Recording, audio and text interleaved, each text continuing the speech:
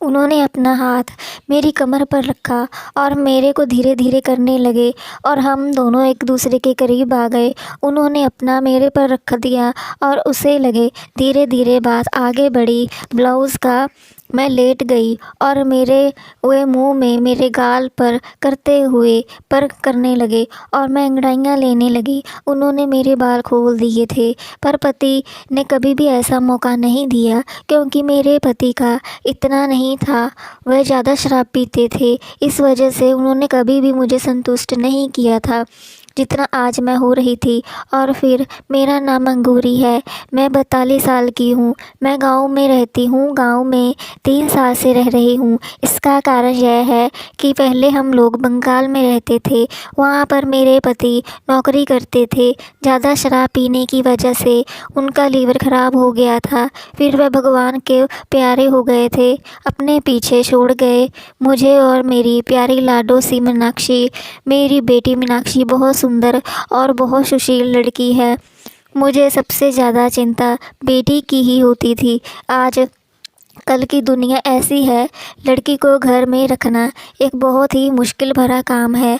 उस पर भी जब घर में कोई मर्द ना हो तो भी और भी दिक्कत हो जाता है। पति के जाने के बाद हम लोग गांव आ गए। गांव में कुछ पुश्तैनी ज़मीन थी, उसी को बटाई पर लगातार हम लोग खाना पीना पर खा रहे थे। मैं सिलाई करके कुछ पैसे कमा लेती थी। हम हमेशा चिंता में बनी रहती थी कि मीनाक्षी का क्या होगा। उसकी शादी कहीं अच्छी जगह हो जाती तो मैं खुश हो जाती, यही मेरा सपना था। भगवान ने मेरी सुन ली। एक लड़का जो दिल्ली में रहता था, अच्छा काम करता है, कमाई भी बहुत अच्छी है, उसके भी माँ बाप नहीं है। उसका रिश्ता मेरे बेटे के लिए आया और मैंने अपनी बेटी का विवाह उससे करवा दिया। शादी के 2 महीने बाद ही मीनाक्षी का पति अजय अपना मकान ले लिया। मुझे बहुत खुशी हुई कि मेरी बेटी एक अच्छे घर में रहेगी। अपने पति के साथ दामाद बहुत ही लायक निकला। मेरे बेटे को बहुत ज़्यादा चाहता था, प्यार करता था, कोई गलत आदत उसको नहीं थी। मैं ऐसा ही मीनाक्षी के लिए दूल्हा ढूंढ रही थी और उसको मिल भी गया। चौथे महीने में दामाद का फ़ोन आया, मैं गांव में ही आ रहा हूँ, माँ जी आप भी आ जाओ, हम लोगों को अच्छा लगेगा।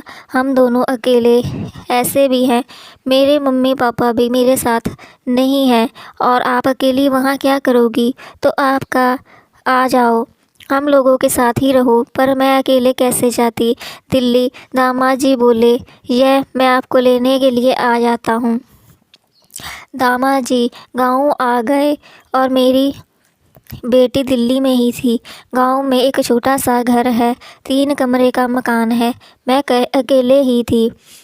अब दामाद जी आए तो उनके लिए अच्छा खाना बनाई और उनको खिलाया, सुख दुख हाल चाल लिया और रात को हम दोनों बैठकर बातें करने लगे। उन्होंने पूछा, मम्मी आपको अकेले रहने में कैसा लगता है?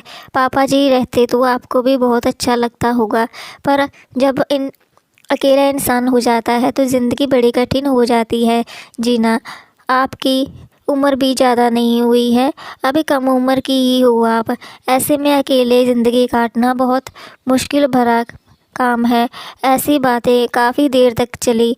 धीरे धीरे रात भी होने लगी और मैं डरने भी लगी। हम दोनों एक ही बेड पर बैठकर बातें कर रहे थे। अचानक से उन्होंने मेरा हाथ पकड़कर बोले कि मैं आपको कभी भी किसी चीज़ की कमी नहीं होने दूंगा। मैं बोली, मैं भी ऐसे ही दामाद की तलाश कर रही थी और आप मुझे मिल गए।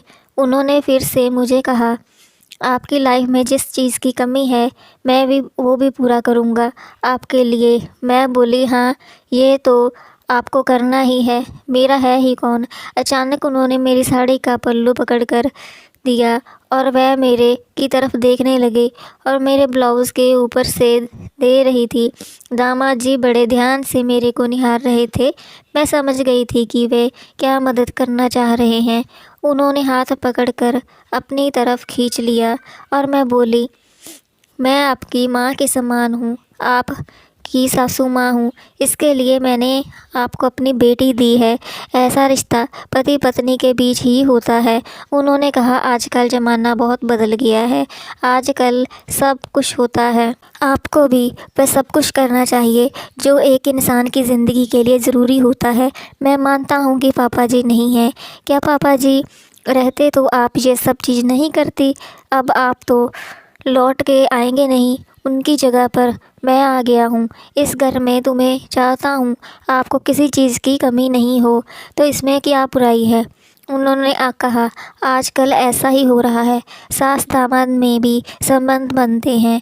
उन्होंने तुरंत खोल कर दिखाया सास दामाद की कहानियाँ। मैं हैरान रह गई, सच में ऐसा होता है क्या? ऐसे रिश्ते लोग बना रहे हैं। मैं तो अभी 42 साल की हूँ, अभी मेरी भरपूर जवानी है। मैं अपनी जवानी को ऐसे कैसे जाने दूँ। मुझे लगा कि वह ठीक ही बोल रहे होंगे, पर मैंने उनके सामने एक शर्त रखी कि यह बात मेरी बेटी तक पर नहीं पहुँचनी चाहिए। उन्होंने मेरे माथे पर हाथ रख कर कहा कि आप चिंता मत करो, ऐसा मौका भी कभी नहीं आएगा। और मैं चली गई। उन्होंने अपना हाथ मेरे पर रखा और मेरे को लगे धीरे धीरे करके हम दोनों एक दूसरे के करीब आ गए। उन्होंने अपना मेरे पर रख दिया और उसे लगे धीरे धीरे बात आगे बढ़ी। ब्लाउज़ का मैं लेट गई और मेरे मुंह में मेरे गाल पर करते हुए मेरे पर करने लगे और मैं अंगड़ाइयाँ लेने लगी। उन्होंने मेरे बाल खोल दिए थे, पर मेरे पति ने कभी भी ऐसा मौका नहीं दिया, क्योंकि मेरे पति का इतना और नहीं था। वह शराब ज़्यादा पीते थे, इस वजह से कभी उन्होंने मुझे संतुष्ट नहीं किया था जितना आज मैं हो रही थी। पति का भरपूर प्यार दिया, ऐसा मैं चाहती थी। मुझे पति भी मिल गया, दामाद भी मिल गया और दोनों मिल गए। मुझे वापस दिल्ली जल्दी जाना था, पर मैंने बहाना बनाया।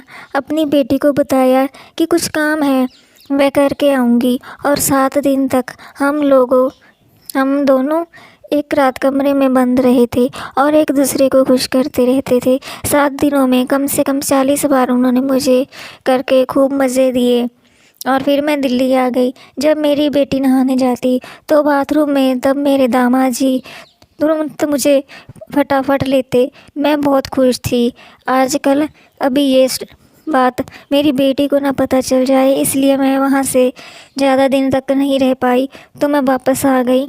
और आने के बाद वह कमी फिर से करने लगी। ये कहानी काल्पनिक है, इसका वास्तव जीवन से कोई भी संबंध नहीं है। अगर ये कहानी किसी के साथ मेल खाती है तो मात्र एक संयोग कहा जाएगा। ये कहानी आपको कैसी लगी, कमेंट